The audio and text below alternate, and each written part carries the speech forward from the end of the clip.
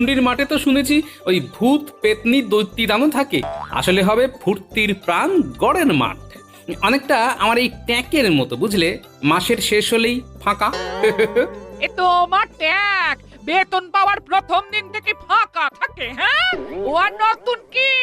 ভাগ্যে আমি ছিলাম তাই এ যাত্রায় বেঁচে গেলে, না হলে ভেসে যেত, ভেসে যেত।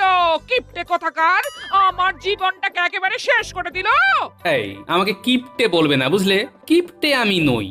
আমি হলাম গিয়ে ওই সংযমী, বুঝলে। সংযমী? আমার হাড় মাস কালি করে দিলে। তোমার সংযমটা শুধু আমার কাছে। হ্যাঁ?